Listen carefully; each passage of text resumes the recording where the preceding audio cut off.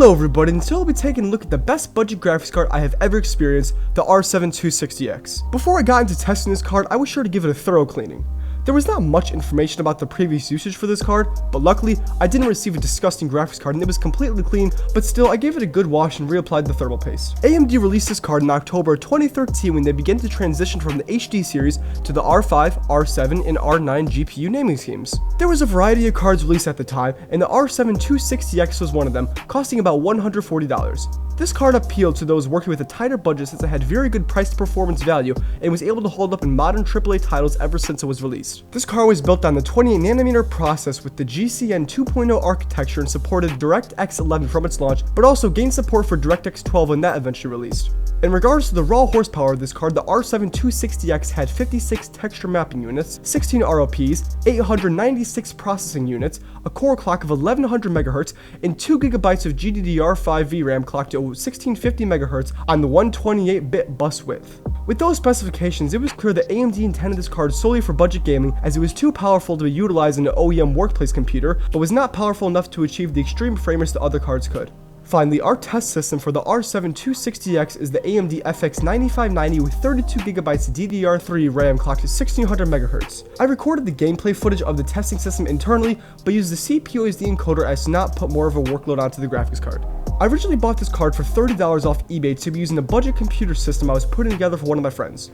However, my friend eventually decided against following through with the build, so I was stuck with a card that was essentially useless to me. This isn't saying that the card is useless, as it is aged well and can run most modern titles at an acceptable FPS, even though some of the more intensive settings may need to be lowered in order to do so.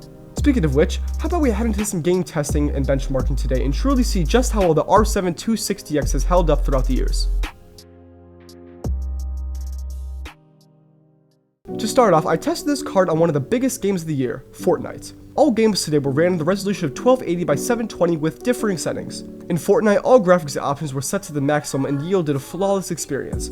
My frame rate software did not want to work with this game, but using the in-game counter I was able to approximate the performance. While in the air, the FPS sat about in the lower 40s, but while on the ground the frame rate was in the upper 40s. Higher frame rates could be easier to attain if some settings were lowered a bit, but still, Fortnite ran well on this card. Next up was PlayerUnknown's Battlegrounds, or PUBG. I ran this game with two different presets, Ultra and Medium. While on Ultra settings, the frame rate was playable in the mid to upper 20s, but lowering the settings to Medium yielded a boost up to nearly 60 FPS. For this game, the recording was a bit stuttery, but in actual usage, the gameplay was still fluid. Afterwards, I tested Grand Theft Auto 5 with all the high settings selected. I took a short tour about the city, so a higher frame rate should be expected in more rural settings of the map. Overall, I was very surprised by the frame rate, which managed itself in the mid-50s with superb fluidness and excellent performance. There was no stuttering during any of the gameplay, even after the wanted level increase and action began to pick up. Following that, we have another esports title of Rainbow Six Siege. On the contrary to previously tested games, the settings generally needed to be a bit lower than other games to achieve a fluid frame rate. I used the auto detect function for this game, which selected a variety of medium and low settings, which I then ran the game in. This frame rate was one of the best recorded today, achieving an average in the lower hundreds and providing an excellent experience overall. Next up, we have another relatively intense game, Rise of the Tomb Raider. I used the medium preset for this game, but even with these settings, the game looked beautiful and performed very well. As expected, the 260X produced a range of frame rates based on the player's position and nearby interactions, overall averaging in the mid-40s. Though the frame rate did vary quite a bit in some places, there was no stuttering at all and the gameplay was surprisingly smooth.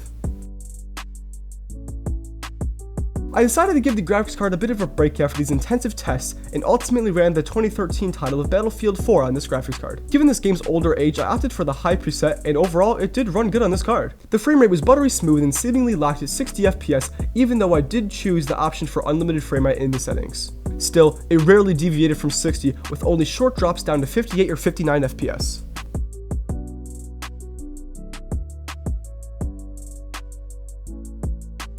Next, I ran Mirror's Edge Catalyst on this card with all settings at their highest using the Ultra preset. During gameplay, the FPS sat about in the lower 50s, which is quite decent considering that this game was released 3 years before this graphics card was.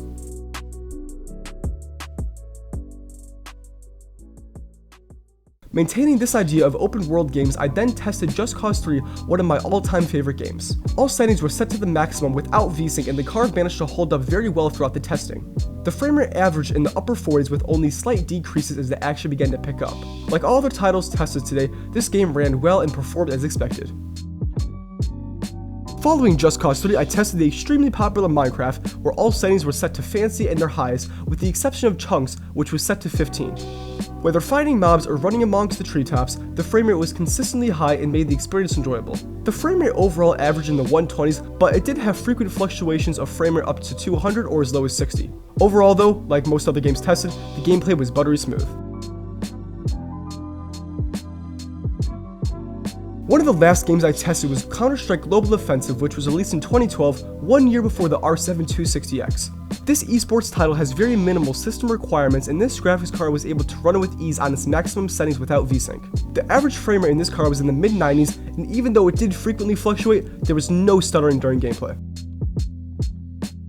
For our last title tested on this graphics card, we have my favorite indie game ever, Refund. This game was ran with maximum settings and gave us a relaxing, smooth gameplay experience with the frame rate average sitting in the upper 70s. Not surprisingly, this game ran well, thus concluding the gaming portion of testing for the R7 260X.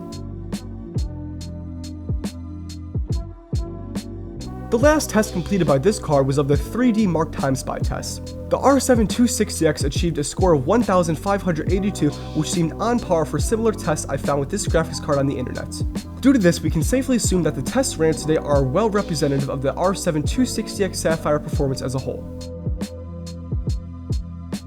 Overall, the synthetic and gaming test of this graphics card turned out pretty well, with all yielding an extremely playable experience. Though all tests done today were in the 720p, this card could definitely handle 1080p gaming, but I wouldn't recommend it for any higher resolutions if a high FPS is the main goal. This is by far the best budget gaming graphics card I've ever tested, since every game I played on it did run well. If you are looking to build a cheap, budget-oriented computer, I would definitely recommend this card for your build, as it can be found for very cheap on the used marketplace and is still able to perform decently in modern-day titles. This card won't supply an exceptionally high frame rate, but it is a good mixture between price and performance and is an excellent budget graphics card overall.